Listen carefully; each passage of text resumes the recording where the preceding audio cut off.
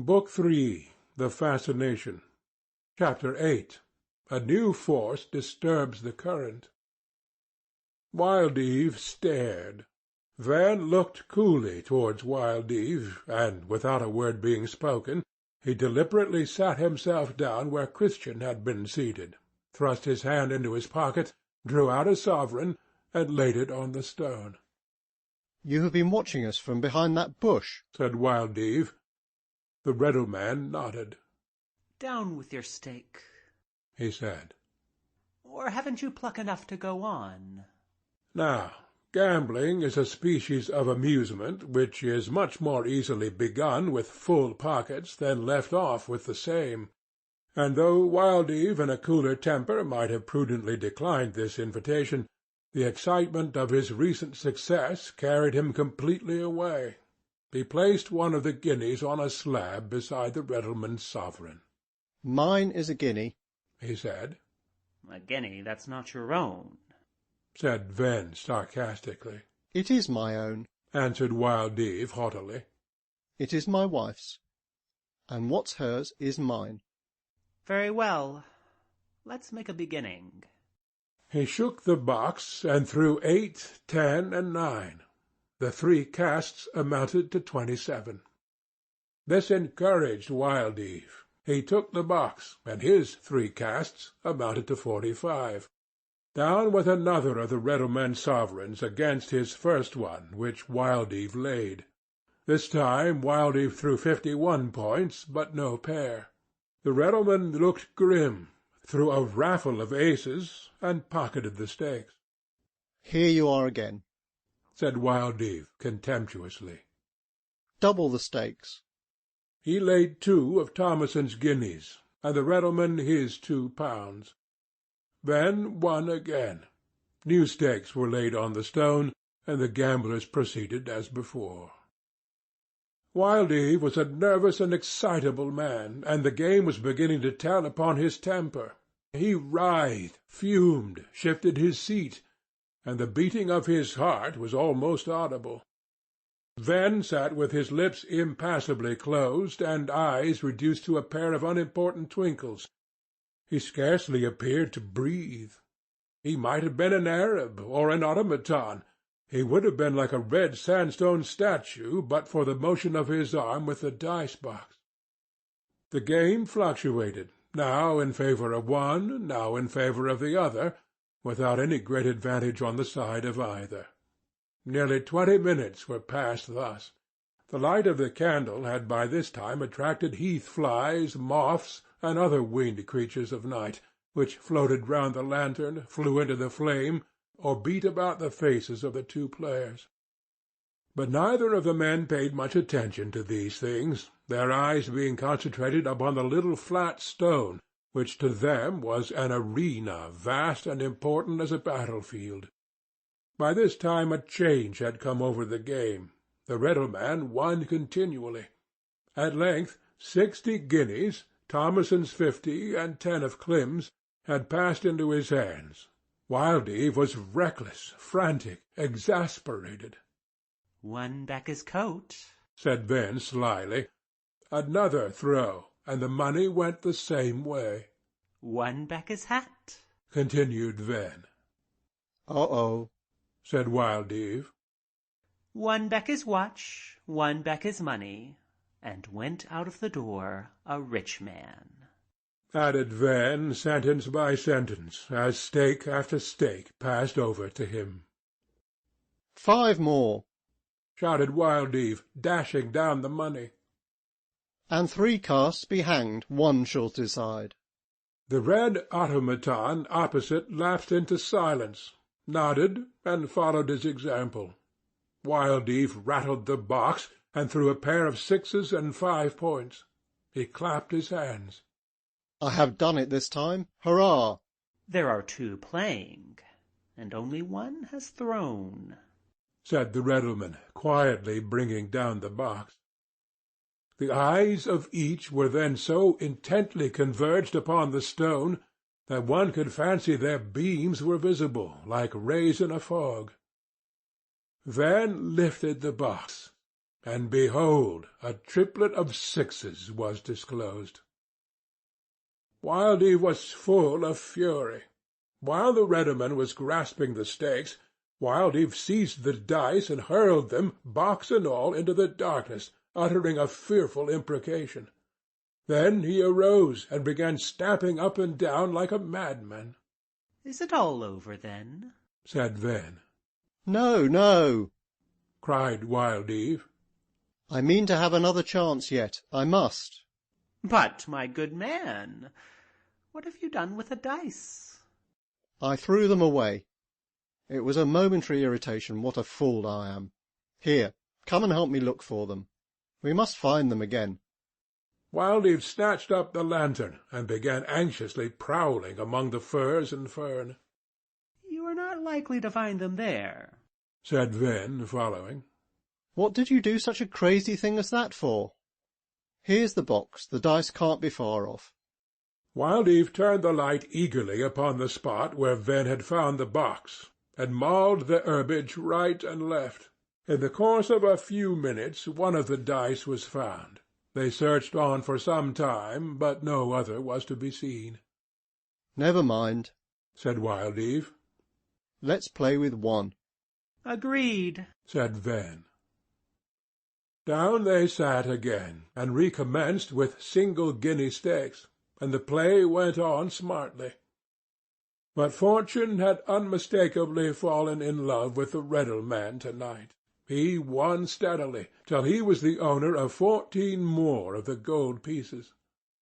79 of the 100 guineas were his, Wildeve possessing only 21. The aspect of the two opponents was now singular. Apart from motions, a complete diorama of the fluctuations of the game went on in their eyes.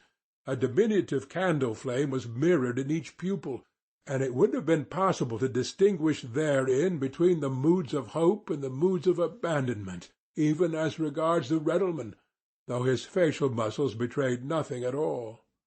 Wildeve played on with the recklessness of despair. What's that? He suddenly exclaimed, hearing a rustle, and they both looked up. They were surrounded by dusky forms between 4 and 5 feet high, standing a few paces beyond the rays of the lantern. A moment's inspection revealed that the encircling figures were heath-croppers, their heads being all towards the players, at whom they gazed intently. "Hoosh!" said Wildeve, and the whole 40 or 50 animals at once turned and galloped away. Play was again resumed. 10 minutes passed away. Then a large death's-head moth advanced from the obscure outer air, wheeled twice round the lantern, flew straight at the candle, and extinguished it by the force of the blow. Wildeve had just thrown, but had not lifted the box to see what he had cast, and now it was impossible. What the infernal? He shrieked. Now what shall we do? Perhaps I've thrown 6. Have you any matches? "None," said Venn. Christian had some. I wonder where he is. Christian? But there was no reply to Wildeve's shout, save a mournful whining from the herons which were nesting lower down the vale. Both men looked blankly round without rising. As their eyes grew accustomed to the darkness, they perceived faint greenish points of light among the grass and fern. These lights dotted the hillside like stars of a low magnitude. Ah, glowworms, said Wildeve. Wait a minute, we can continue the game. Venn sat still, and his companion went hither and thither till he had gathered 13 glowworms, as many as he could find in the space of 4 or 5 minutes, upon a foxglove leaf which he pulled for the purpose. The Riddleman vented a low, humorous laugh when he saw his adversary return with these. "Determined to go on, then?" he said dryly. I always am, said Wildeve angrily, and shaking the glowworms from the leaf, he ranged them with a trembling hand in a circle on the stone, leaving a space in the middle for the descent of the dice-box, which, over the 13 tiny lamps, threw a pale phosphoric shine. The game was again renewed. It happened to be that season of the year at which glow-worms put forth their greatest brilliancy, and the light they yielded was more than ample for the purpose, since it is possible on such nights to read the handwriting of a letter by the light of 2 or 3. The incongruity between the men's deeds and their environment was great. Amid the soft, juicy vegetation of the hollow in which they sat, the motionless and the uninhabited solitude, intruded the chink of guineas, the rattle of dice, the exclamations of the reckless players. Wildeve had lifted the box as soon as the lights were obtained, and the solitary die proclaimed that the game was still against him. "I won't play any more. You've been tampering with the dice," he shouted. "How? When they were your own," said the Riddleman. "We'll change the game. The lowest point shall win the stake. It may cut off my ill luck. Do you refuse?" "No. Go on," said Venn. "Oh, there they are again. Damn them!" cried Wildeve, looking up. The heath-croppers had returned noiselessly, and were looking on with erect heads, just as before, their timid eyes fixed upon the scene as if they were wondering what mankind and candlelight could have to do in these haunts at this untoward hour. "What a plague those creatures are, staring at me so," he said, and flung a stone, which scattered them, when the game was continued as before. Wildeve had now 10 guineas left, and each laid 5. Wildeve threw 3 points, Venn 2, and raked in the coins. The other seized the die, and clenched his teeth upon it in sheer rage, as if he would bite it in pieces. "Never give in. Here are my last 5. he cried, throwing them down. "Hang the glowworms, they're going out. Why don't you burn, you little fools? Stir them up with a thorn." He probed the glowworms with a bit of stick, and rolled them over till the bright side of their tails was upwards. "There's light enough. Throw on," said Venn. Wildeve brought down the box within the shining circle, and looked eagerly. He had thrown ace. "Well done. I said it would turn, and it has turned." Venn said nothing, but his hand shook slightly. He threw ace also. "Oh," said Wildeve. "Curse me!" The die smacked the stone a second time. It was ace again. Venn looked gloomy, threw. The die was seen to be lying in 2 pieces, the cleft sides uppermost. "I've thrown nothing at all," he said. "Serves me right. I split the die with my teeth. Here, take your money. Blank is less than 1. "I don't wish it." Take it, I say. You've won it." And Wildeve threw the stakes against the Riddleman's chest. Venn gathered them up, arose, and withdrew from the hollow, Wildeve sitting stupefied. When he had come to himself, he also arose, and with the extinguished lantern in his hand went towards the high road. On reaching it, he stood still. The silence of night pervaded the whole heath except in one direction, and that was towards Mistover. There he could hear the noise of light wheels, and presently saw 2 carriage-lamps descending the hill. Wildeve screened himself under a bush and waited. The vehicle came on and passed before him. It was a hired carriage, and behind the coachman were 2 persons whom he knew well. There sat Eustacia and Yeobright, the arm of the latter being round her waist. They turned the sharp corner at the bottom towards the temporary home which Clym had hired and furnished, about 5 miles to the eastward. Wildeve forgot the loss of the money at the sight of his lost love, whose preciousness in his eyes was increasing in geometrical progression with each new incident that reminded him of their hopeless division. Brimming with the subtilized misery that he was capable of feeling, he followed the opposite way towards the inn. About the same moment that Wildeve stepped into the highway, Venn also had reached it at a point 100 yards further on, and he, hearing the same wheels, likewise waited till the carriage should come up. When he saw who sat therein, he seemed to be disappointed. Reflecting a minute or two, during which interval the carriage rolled on, he crossed the road and took a short cut through the furze and heath to a point where the turnpike road bent round in ascending a hill. He was now again in front of the carriage, which presently came up at a walking pace. Venn stepped forward and showed himself. Eustachius started when the lamp shone upon him, and Clem's arm was involuntarily withdrawn from her waist. He said, "What, Diggory? You are having a lonely walk?" "Yes, I beg your pardon for stopping you," said Venn. "but I am waiting about for Mrs. Wildeve. I have something to give her from Mrs. Yeobright. Can you tell me if she has gone home from the party yet?" "No, but she will be leaving soon. You may possibly meet her at the corner."